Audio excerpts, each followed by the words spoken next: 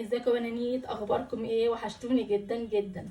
الاكل الاقتصادي بقى كلنا دلوقتي بندور عليه، يعني على اكلات موفرة، وكمان في نفس الوقت عايزين اكلات مغذية للولاد، يعني مش اكلات كده وخلاص، لا، عايزين حاجة تكون مغذية للولاد. وكمان عايزين من وقت للتاني نبتكر في اكلاتنا، يعني بقى بمعنى ادق شوية نغير من شكلها وطعمها التقليدي. يعني على سبيل المثال اي اكله بتكون بتعتمد على اللحمه، لا احنا مش هنحط لها لحمه خالص، احنا كلنا دلوقتي مخاصمين اللحمه بصراحه. هنغير الحشو بطريقتنا، وكمان على قد ايدك انتي وحسب ميزانيتك انتي. تعالي بقى دلوقتي نعمل اكله تقليديه، بس مش هنعملها يعني بالحشو التقليدي بتاعها، لان الحشو بتاعها طبعا المعتاد يعني فيه لحمه، واحنا زي ما قلت لك احنا مخاصمين اللحمه دلوقتي، فهنغير الحشو بتاعها. تعالي بقى دلوقتي نشوف هنغيره ازاي وهنعملها ازاي مع بعض.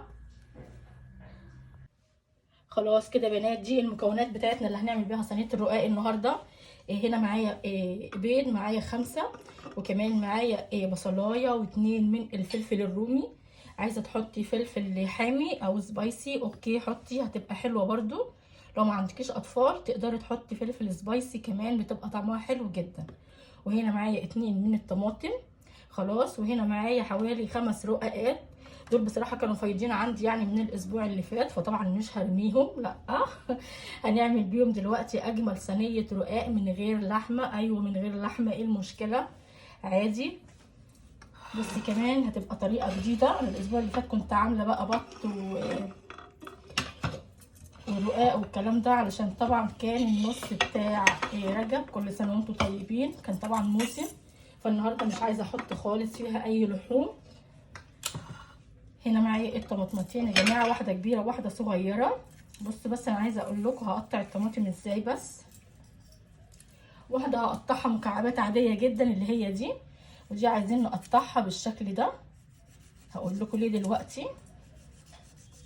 لكن الطماطم والفلفل هقطعها عادي جدا مكعبات صغنونه، لان كل الخضار ده هناخده كمان على النار، هنشوحه بس كده بسيط. عايزه بس ادبله بس، مش هنطبخه يعني، لا هندبله بس. خلاص يا جماعه، دي اهي قطعتها طرنشات بالشكل ده او دواير كده، دي مش هستخدمها دلوقتي. خلاص، دول بقى هقطعهم مكعبات صغيره وارجع لكم تاني علشان ما اطولش عليكم الفيديو. خلاص كده يا بنات اهي، طبعا بعد ما قطعت الخضار اللي كان معايا، الطماطم والفلفل والبصل بالشكل ده كله كده على بعض، لانه كله دلوقتي معلقه سمنه او معلقه زيت ذره على النار، هنشوحه بسيط. يلا بينا كده على البوتاجاز ونشوف هنعمله ازاي مع بعض. خلاص كده حله على النار، طبعا حطيت فيها معلقتين من زيت الذره. بسم الله الرحمن الرحيم.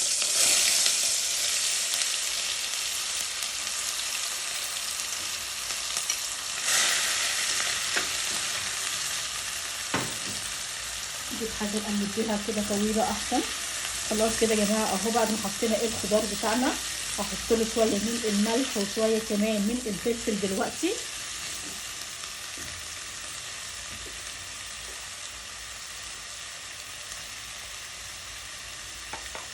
حطيت له شويه من الملح، سوري من الفلفل، وكمان شويه من الملح، يعني اظبطي الملح زي ما انت عايزه، ما تحطلوش اكتر من كده، ملح وفلفل وخلاص. هنديله بس تشويحه بسيطه جدا كده. نعلي النار كمان علشان تستوي معانا اسرع.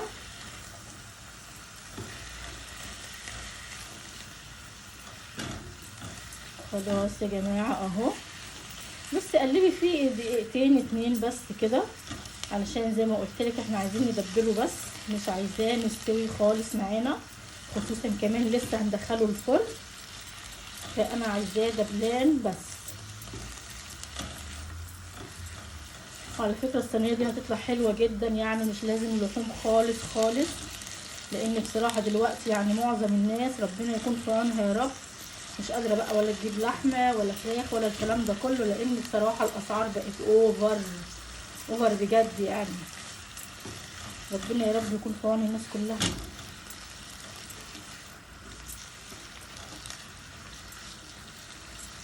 خلاص يا بنات هقلب فيه بس دقيقتين كده علشان ما اطولش عليكم الفيديو، ونرجع تاني نكمل وصفتنا مع بعض. خلاص كده بعد ما سبت الخضار بتاعنا اهو دبل خالص بالشكل ده، هحط له معلقتين كده من الصلصه. الصلصه دي متسبكه طبعا.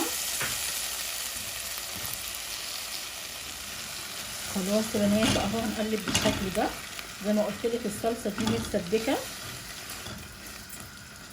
الاثناء دي بقى هنعمل ايه؟ هنا معايا البيض اللي كان معايا انا ده هحط له بس هنا 4 بيضات، وهسيب واحده هقول لك ليه برده دلوقتي. بسم الله الرحمن الرحيم. دول 4 بيضات زي ما قلت لك اهو، وكمان حطيت لها فلفل اسمر وملح، وهنديها تشويحه كده. بس عايزه البيض اللي معايا ده يستوي، طبعا هيستوي بسرعه مش هياخد وقت خالص خالص، وهيبقى ده الحشو اللي معانا هيبقى حلو جدا وطعمه جميل واقتصادي برضو عن اللحمه خالص. هو حتى البيض غالي يعني عموما بس ارحم كتير كتير من اللحمه بصراحه. يعني اللحمه النهارده عامله تقريبا 280 جنيه، يعني كتير قوي على الناس بصراحه، يعني مش مبلغ قليل ده بصراحه. يعني فئه كتير جدا مش هتقدر تشتري لحمه.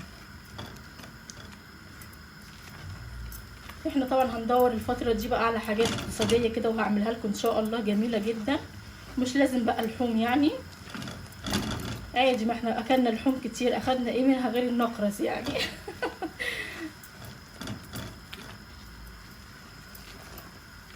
بس مش اكتر من كده، لان كمان هي زي ما قلت لك الحشو هنحطه في الصينيه فكمان هيستوي. هنطفي عليها كده النار وخلاص، وده الحشو بقى معانا جاهز وتمام التمام. تعالوا بقى نحطه في بوله كده ونشوف بقى نكمل وصفتنا ازاي مع بعض. خلاص كده اهي الحشوه بقت جاهزه يا جماعه معانا اهي بالشكل ده. بصي ريحتها حلوه جدا. نركنها بس دلوقتي على جنب بقى ونشوف هنعمل ازاي الصينيه اللي معانا. هنا معايا شوربه لحمه. خلاص هنبدا بقى نرص كده مع بعض. بسم الله الرحمن الرحيم. هنجيب الرقاقه كده بالشكل ده. عايزين طبعا نبلها في الشوربه. ما عندكيش شوربه تقدري تستخدمي لبن، او لو ما عندكيش لبن كمان تقدري تعمليها يعني بالمكعب بتاع مرقه الدجاج ده، بيبقى حلو جدا برضو، او مكعب لحمه كمان بيبقى احلى احلى بكتير بصراحه.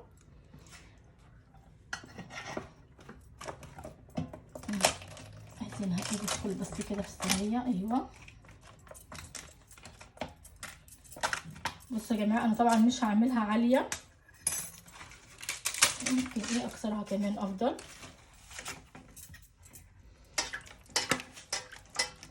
زي ما قلت لكم بقى نبلها كده بالشوربه. الشوربه سخنه جدا طبعا، مش مستحملها بايدي بصراحه، بس ما تبليهاش كتير على اساس ما تعجنش معاكي يعني. خلاص اهو بالشكل ده.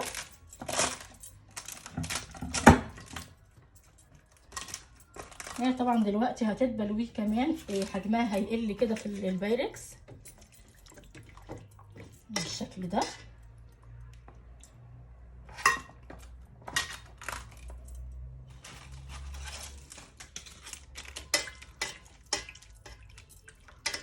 خلاص كده. ايوه هنا طبعا انا ظابطه الملح بتاعها وحاطه لها كمان فلفل اسمر علشان طعمها تبقى طعمها حلو جدا.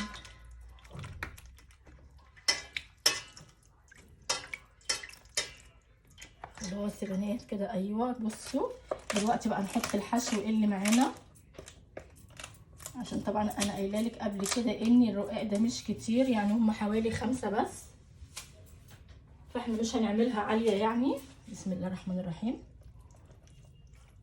بصي الحشو حلو جدا، احلى كمان من اللحمه.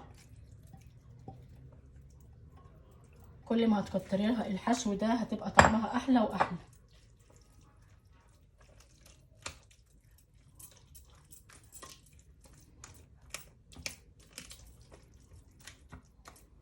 السمنه بقى هنحطها في الاخر كده على الوش، علشان كمان يبقى لونها حلو من فوق كده، وتبقى لونها جميل كده، لونها ذهبي. بس كده.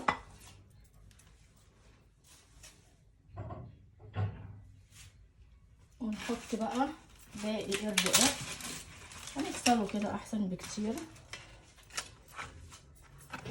المعلقه بتاعت الصغنونه دي بحبها قوي.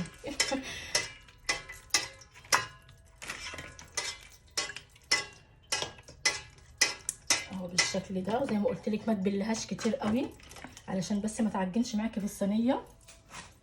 بسم الله الرحمن الرحيم. ايوه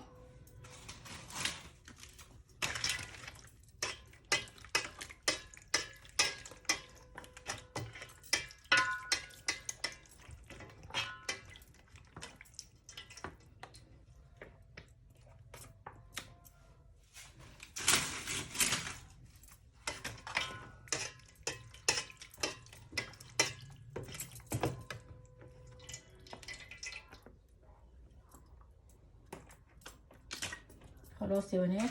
بصوا هكمل كميه الرقاق اللي معايا دي علشان بس ما اطولش اكتر من كده، وقبل ان شاء الله ما افنشها واحط بقى التوبنج بتاعها اللي من فوق هوريه لكم ان شاء الله. خلاص كده الباركس بتاعنا او الرقاق بتاعتنا اهي بعد ما خلصت يا جماعه بقت بالشكل ده. هنا معايا معلقتين سمنه كده بلدي، هبدا احط كده على الوش علشان طبعا احنا ما حطيناش جوه سمنه خالص، يعني مش هنكتر بقى كده، معلقه تانية وهي خلاص. هما دول معلقتين على فكره مش كتير، بالشكل ده. وكمان البيضه اللي احنا كنا سايبينها من الاول نحطها هنا برده كده.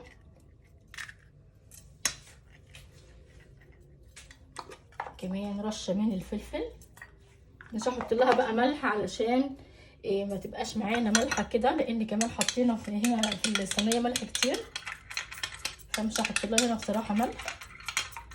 بسم الله الرحمن الرحيم.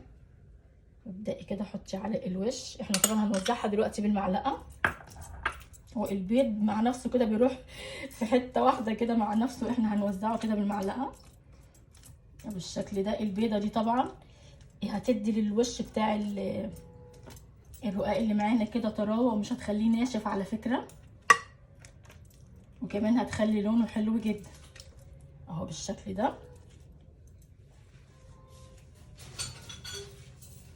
والطماطم كمان اللي احنا قطعناها في الاول حطيها من فوق، هتديله شكل جميل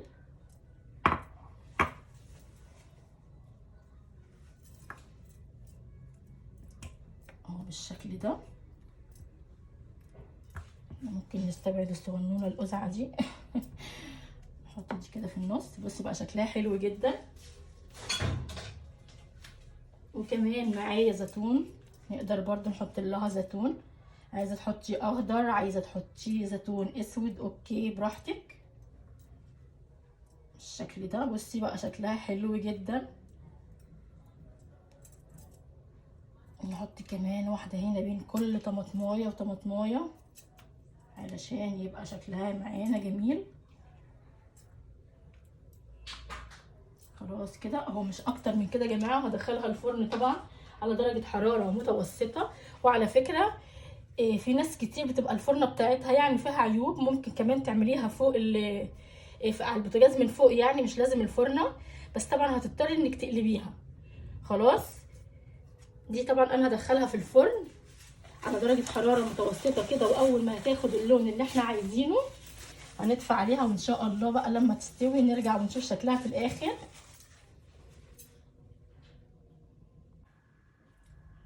خلاص كده اهي الصينيه بتاعت الرقاق يا جماعه بعد ما خرجت من الفرن. بصي ريحتها قلبة الدنيا بصراحه، وكمان شكلها حلو جدا. وبصي من فوق طريه ازاي، مش ناشفه خالص زي ما قلت لك. طبعا ده بفضل البيض اللي احنا حطيناه من فوق. بصي بس مش قادره اقطعها بصراحه لانها سخنه دلوقتي، هي لسه خارجه حالا من الفرن. وبصي كمان اخدت اللون الجراتان كده من فوق، بقى شكلها حلو جدا، وكمان بقى اقتصاديه من غير لحوم ولا الكلام ده كله. جربيها ان شاء الله باذن الله هتعجبك. بس كده، وده كان فيديو النهارده. باي باي حبايبي.